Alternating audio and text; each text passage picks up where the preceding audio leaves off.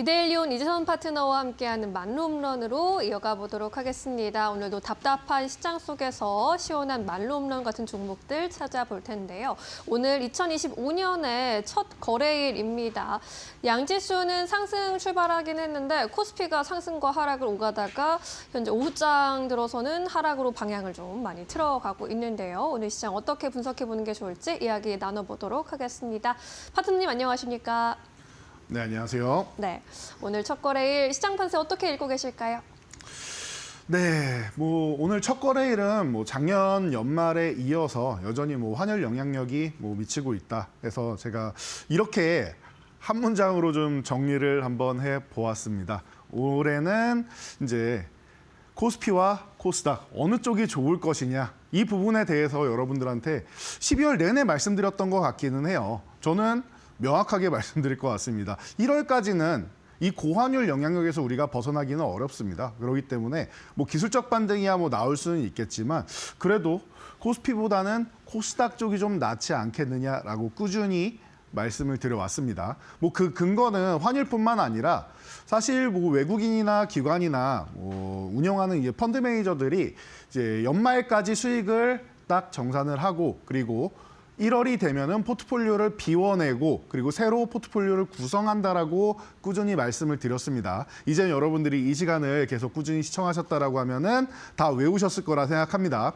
자, 그렇기 때문에 코스피 같은 경우는 포트폴리오를 지금 비워내야 되는 입장이에요. 물론 작년 7월 12일부터 해서 하반기에 꽤 많은 물량을 비워내기는 했습니다. 그래서 생각보다 좀 짧아질 수는 있습니다. 그동안 좀 짧게 나온다라고 하면 이 비우는 기간이 한 3주 정도, 좀 길게 나온다라면 거의 한 2달여 정도의 이제 비워내는 기간이 나오는데 그리고 나서 비우고 끝이냐? 아니죠.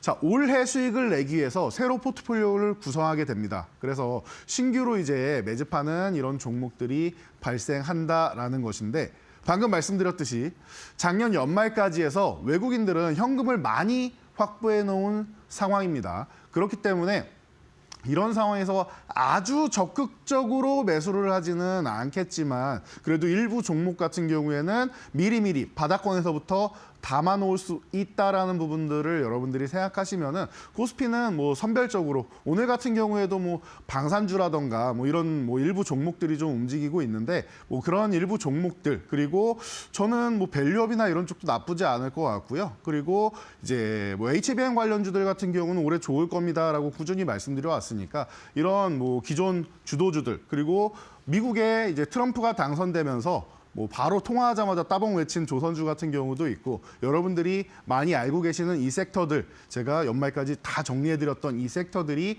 올해도 긍정적으로 작용할 거라 생각을 하고 있습니다. 그래서 코스피는 좀 선별적으로 보시고 제가 기대감을 갖는 것은 1월 효과를 노리는 코스닥이다라고 말씀을 드렸던 거 기억나시죠?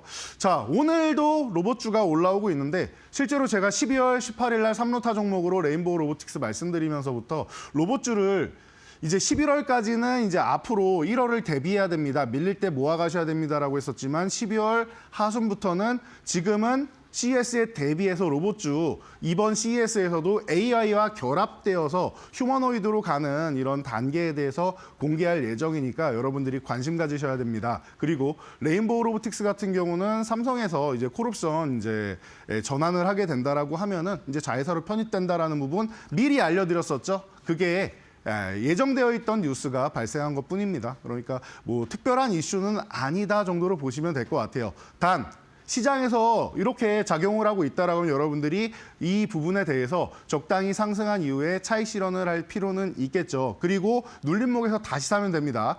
신규로 들어가시는 분들은 기다리셔야 된다라는 정도, 이 정도 보시고요. 그래서 제가 항상 말씀드리지만 이 트렌드라는 것은 말이죠.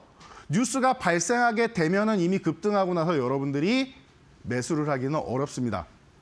자, 코스피 같은 경우 보시면은 이 트렌드에 맞지 않기 때문에 환율 영향력이나 이런 수급 영향력으로 맞을 수가 없기 때문에 이렇게 바닥권에 있는 것이다라고 꾸준히 말씀을 드렸고 기술적 반등 좀 나오더라도 사실 저는 코스피는 그렇게 1월에 아주 큰 기대를 하고 있지는 않습니다. 대신 코스닥 차트로 넘어가 본다라고 하면은 지금 코스닥 같은 경우도 코스피와 마찬가지로 바닥권에 위치해 있는데 이미 이 하단 부근에서 투매를 한번 이끌어냈죠. 그리고 나서 이 투매 이끌어낸 구간까지는 회복을 보였습니다. 이 구간부터 CES를 기점으로 해서 그리고 JP모건 헬스케어 컨퍼런스 어떻게 보니까 또 일정이 겹쳐 있죠. 또 이렇게 기점으로 해서 위쪽으로 한번 치고 올라올 수 있다. 저는 기본적으로 700포인트 중반 정도는 어렵지 않고 그 이상도 저는 올해 코스닥에 대해서 굉장히 기대감이 높다라고 했습니다. 단위가 계속 바뀌어 나갈 가능성이 높다라고 보고 있기 때문에 여러분들이 이런 정도를 보신다라고 하면은 올해 같은 경우에는 상반기에 초반에는 코스피보단 코스닥에 집중하시고 그리고 코스피는 선별적인 종목들 집중하시고 환율이 조금 안정되면은 그때는 코스닥, 코스피도 같이 움직일 수 있으니까 이런 부분을 여러분들이 보시면서 바닥권에 있는 종목들만 매수하시고 그리고 이제 급등한 종목들은 차익 실현한다. 이 정도 꾸준히 말씀드렸던 이 전략, 이 부분만 유지하신다라고 하면 어렵지 않은 시장이다라는 거 다시 한번 말씀드리도록 하겠습니다. 네. 시작이 한 해 바뀌기는 했지만 그럼에도 불구하고 이러한 전략들은 계속해서 잘 가져가는 게 좋을 것 같고요. 우리 계속해서 득점 낼 수 있는 종목들 하나하나씩 살펴보도록 하겠습니다. 자, 오늘의 안타 종목으로는 효성 살펴보겠습니다. 네, 배당제 관련주로도 많은 종목 관심을 받았던 종목인데 이 효성 관련해서 어떤 이야기 해주실 수 있으실까요? 네, 제가 오늘은 밸류업 관련해서 여러분들께 말씀을 드리기 위해서 전체적으로 이제 종목들을 밸류업 쪽으로 해서 준비를 해왔는데 여러분들이 어느 정도 알고 계시는지 한번 체크를 해볼 필요는 있을 것 같아요. 자, 그중에서 효성 같은 경우에는 지주사 쪽으로 해서 여러분들이 그동안 꾸준하게 고배당주로서 이제 영향을 미쳤던 기업입니다. 제가 지주사 중에서는 사실 두산하고 효성 같은 경우가 배당이 굉장히 높았기 때문에 과거에 두산 같은 경우도 이런 밸류업이라는 얘기가 나오기 훨씬 전부터 고배당을 실시해왔고 효성 같은 경우도 배당 수익이 거의 한 8%에 육박할 정도로 작년에 좀 이제 실적이 좀 어렵게 흘러가다 보니까 조금 줄어서 6%대 이렇게 내려왔을 정도로 이제 고배당을 실시하는 종목이죠. 근데 이 기업이 굉장히 좀 문제가 있었던 게 이 형제난이 있었죠. 이 부분에 있어가지고 이제 첫째랑 둘째랑 굉장히 큰 이제 파벌 싸움이 좀 있었는데 이런 부분이 이제 좀 마무리가 되어가는 모양입니다. 그래서 효성하고 이제 HS 효성하고 이제 분리가 되면서 이제 양쪽으로 이제 분리가 되어 있고 지분 정리만 좀 하면 되는 이런 관계다. 지분 정리가 좀 어느 정도 마무리된다라고 하면은 효성 같은 경우는 지금 제가 볼 때는 굉장히 좀 저렴하게 내려와 있는 구간이 아닌가 싶습니다. 그래서 인적 분할 완료된 이런 상황 그리고 자, 중국 경기 부양책 따른 업황 회복 기대감이 있다라고 말씀드렸는데 지금 중국이 미국에 대항하기 위해서 어마어마한 부양책을 계속 펼치고 있는 거 여러분들 올해까지도 연결되는 거 알고 계실 거예요. 작년에 이미 대규모 경기 부양책 얘기하고 이런 미국의 정책에 대비하겠다라고 하면서 굉장한 이제 투자를 하기 시작했는데 자, 이런 부분이 이제 화학 중심으로 돼 있는 이런 효성그룹 같은 경우에는 이제 중국 쪽으로 해서 이제 좀 훈풍이 좀 불어올 수 있다라는 측면. 이런 부분을 여러분들이 보신다라고 하면 올해는 이제 본업이 바닥권에서 살살 완벽하게 고점으로 가는 건 아니겠지만 그래도 작년보다는 회복이 되는 구간으로 가지 않겠느냐라는 측면에서 여러분들이 경기 부양책에 따른 업황 회복 기대감 충분히 볼 수 있지 않겠느냐.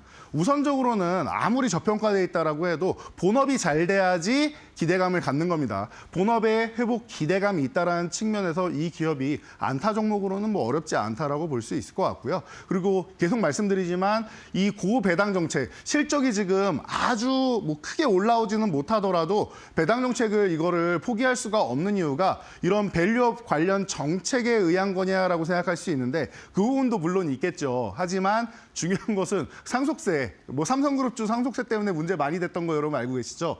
효성도 마찬가지입니다. 상속세 관련된 문제가 있기 때문에 배당을 포기할 수는 없어요. 그래서 적어도 실적이 좀 여러분들이 만족스럽지는 않더라도 배당을 크게 줄이거나 할 리는 없다라는 정도를 여러분들이 체크하신다라고 하면은 효성그룹 같은 경우는 지금 안타 종목으로는 손색이 없는 위치에 있지 않나 싶습니다. 그래서 시작은 조금 느릴지언정 이 효성 같은 경우도 여러분들이 좀 관심 가져보시면은 밸류업 쪽으로 보실 수 있지 않을까 싶습니다. 네, 오늘은 밸류업 관련된 기업들 짚어주실 예정인데 일단 안타 종목, 첫 번째 종목 효성으로 살펴봤고요. 두 번째 종목, 이루타 종목으로 넘어가 보도록 하겠습니다. 덴티움 살펴볼 텐데 이제 치과 임플란트 관련주로 많이 알고 계실 텐데 최근에 좀 주가 수혜받은 것 같기도 하네요. 네, 맞습니다. 방금 말씀하셨듯이 치과 임플란트 관련 쪽으로 해서 우리나라의 2위권에 해당되는 기업으로서 이제 글로벌로 뻗어나가고 있는 기업이죠. 그러다 보니까 그동안 굉장히 기대감이 높았고 주가도 그에 화답하는 모습이었습니다. 그런데 작년 같은 경우에는 좀 어려움을 겪었어요. 실질적으로 이 기업에 대한 신뢰성에 대해서 평가를 할 때 갑자기 이 치과용 의료기기 하는 기업이 무슨 수소 연료 전지 사업을 진행을 하느냐라는 얘기가 나왔죠. 그래서 좀 약간의 이제 신사업에 대한 이런 회의적인 시각도 있었다라는 측면을 여러분들이 생각하시면 될 것 같아요. 그래서 유상증자도 하고 베트남 법인에 323억의 이런 출자 자금도 보내고 하면서 계속 이제 수소 연료 전지 쪽으로 해서 이런 신재생 에너지 쪽으로 해서 계속 발전 가능성을 좀 키워나가고 있는데 그런 것 같습니다. 본업에 충실하고 그 본업에 관련돼서 파생을 하면은 이제 다들 신뢰를 했을 텐데 좀 너무 엉뚱한 개념으로 가지 않았나라는 이런 측면 때문에 그런 것 같아요. 거기다가 작년 같은 경우는 신재생 에너지가 그렇게 좋은 주가를 나타내지 못하니까 더 그랬던 것 같습니다. 그래서 좀 어려움을 겪었는데 올해 같은 경우에도 그러면은 트럼프 정권인데 신재생 에너지 어렵지 않겠느냐라고 생각하시는 분들 제가 생각을 전환하셔야 된다라고 했습니다. 이 트럼프 같은 경우는 신재생 에너지를 이 사업을 죽이겠다가 아니라 하긴 하는데 지금 너무 급진적으로 가니까 돈이 너무 많이 든다. 그러니까 효율적으로 점진적으로 바꿔나가자. 그래서 죽이지는 않겠다. 대신 보조금 같은 경우는 좀 축소하고 좀 천천히 속도 조절하면서 가자. 그리고 기존의 석유화학 산업.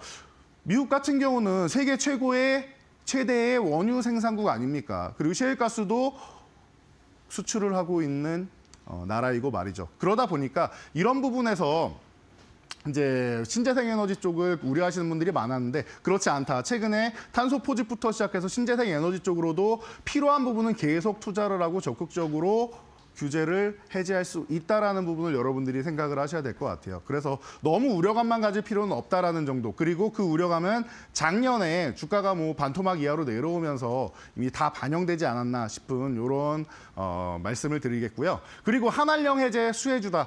이 덴티움 같은 경우는 이제 중국에 진출하면서 어마어마한 성장을 이끌었던 기업입니다. 네덜란드도 그렇고 이렇게 유럽까지도 진출하고 있으면서 글로벌 시장으로 발돋움하고 있는데요. 그러다 보니까 최근에 제가 시키지도 않았는데 중국이 알아서 한한령을 해제했다라는 말씀 드렸죠. 굉장히 반가운 소식이 아닐 수가 없습니다. 그래서 최근에는 이제 중국의 이제 학술 세미나를 순회하기도 했고요. 그렇다고 하면은 중국에 대한 이런 모멘텀 다시 한번 불러일으킬 수 있다라고 보면은 여러분들이 주가 바닥권 탈출 기대감 충분히 볼 수 있을 것 같아요. 그래서 오늘 같은 경우에도 약간의 거래대금 실어주면서 이제 바닥권 탈출 노리려고 움직임을 좀 보이고 있는데 굉장히 좋은 소식인 것 같습니다. 그리고 주주분들 입장에서는 자사주 매입이나 소각 같은 얘기도 하고 있다 보니까 이런 바닥에서 이렇게 양봉 하나 세워주는 거 이런 움직임 잘 체크해 보시고요. 제가 볼 때는 지금 65,000원 구간만 잘 탈환을 한다라고 하면은 이 종목 추후에 10만 원 정도 가는 것도 충분히 노려볼 수 있지 않나 싶으니까요. 여러분들이 덴티움도 관심 가져 보시기 바랍니다. 네, 덴티움 오늘 장에서 6% 넘게 시세 폭발하고 있습니다. 잘 눈여겨보시면 좋을 것 같습니다. 3루타 종목 살펴보겠습니다. 포스코 DX로 살펴보도록 할게요.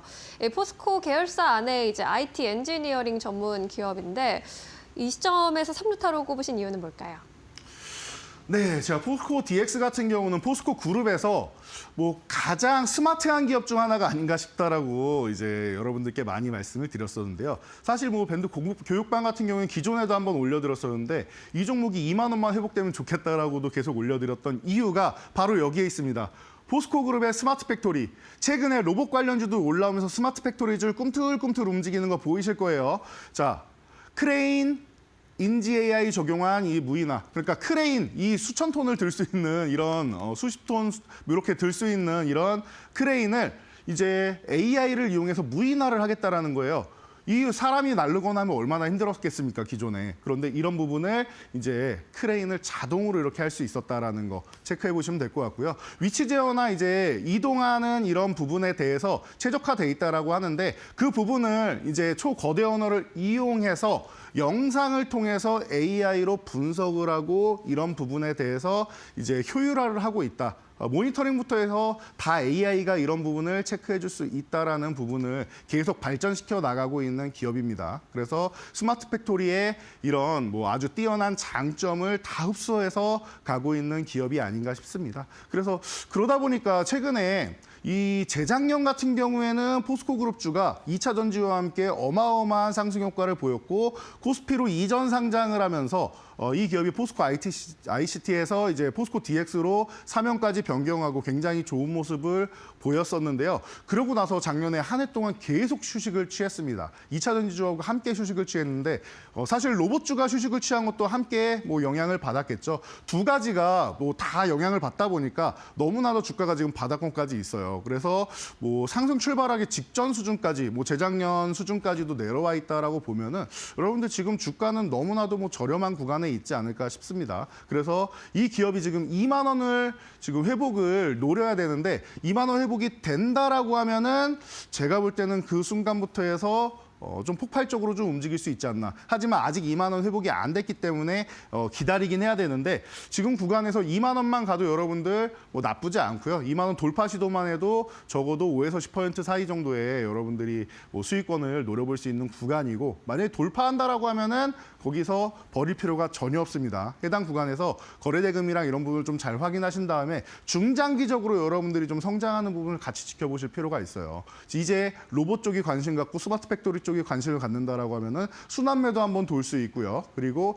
CES나 이런 부분에서 계속 이제 좋은 기술력이 발표가 될 텐데 포스코 그룹 쪽에서는 뭐 가장 스마트하다라는 이런 말씀 제가 10번, 100번 강조해드려도 모자란이 없는 기업인 것 같습니다. 그래서 이 기업 같은 경우에는 제가 3루타 종목은 항상 호타 준족이다. 장타력도 있고 발도 빠르다라고 말씀을 드렸는데 한번 터지기 시작하면은 걷잡을 수 없는 기업이니까 추세를 몰아서 갈 수 있다라는 부분 여러분들 잘 생각하시면서 포스코 DX 관심 가져보시면 좋을 것 같습니다. 네, 포스코 DX 오늘 장에서 상승불 켜주면서 19,500원 선에 거래가 되고 있습니다. 포스코 그룹 내에서 가장 똑똑한 기업으로 잘 기억해 보시면 좋을 것 같습니다. 자, 이제 오늘의 만루 홈런 종목 공개하기 전에 그동안의 만루 홈런 종목들 어떻게 운용되고 있는지 함께 살펴보도록 할까요? 네, 말로 홈런 종목들 같은 경우에는 제가 12월에 여러분들께 첫 선을 보이고 찾아뵈면서 제가 2025년을 준비할 수 있는 종목들 준비해 드립니다라고 꾸준히 말씀을 드려왔는데요.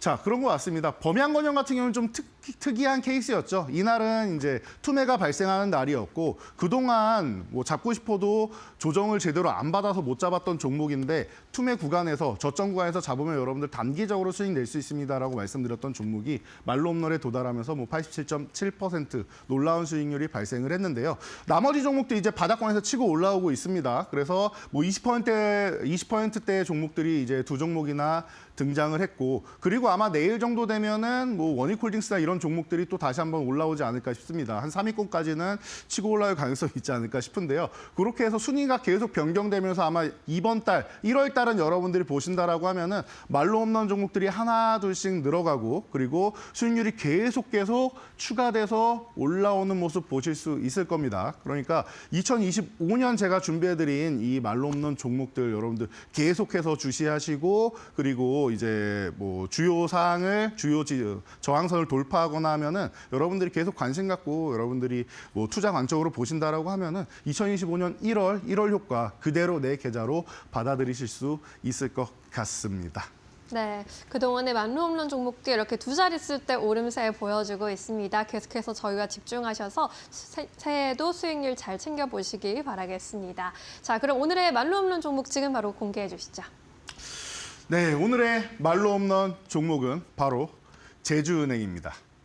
자, 제가 밸류업입니다라고 말씀드렸는데 앞에 종목들 같은 경우에는 사실 밸류업 지수에 포함되어 있는 종목들입니다. 그리고 제주은행 같은 경우는 여러분들이 뭐 아시다시피 뭐 신한그룹 계열, 지주 계열 쪽에 편입이 되었고 그리고 지방은행으로 지금 분류가 되어 있는데 최근에 이 지방은행이 시중은행으로 이제 전환하는 요건들이 굉장히 완화되고 있죠. 그래서 뭐 완화되지 않더라도 이렇게 해서 뭐 전환되지 않더라도 현재 뭐 나쁘지 않은 상황인데 이렇게 전환이 된다라고 하면 뭐 더더욱 뭐 좋은 여건을 만들 수 있습니다. 뭐 제가 여기 여러분들께 적어드렸는데 신뢰도가 향상되기 때문에 신용등급부터 올라가고 그럼 자금 조달도 용이하고 그리고 이제 할 수 있는 이런 뭐 규제도 풀리기 때문에 뭐 IB 뭐 투자 활동이라든가 이런 부분에서 굉장히 다변화할 수 있는 활동들이 늘어난다라는 거 체크 한번 해보시면 될 것 같고요. 그리고 3분기에 당기순이익이 감소돼 있는 걸로 나왔는데 이거는 자, 이 재작년에 이제 3분기 때 이 부동산을 조금 처분을 했어요. 그러다 보니까 이 점포 세 곳을 매각해서 나온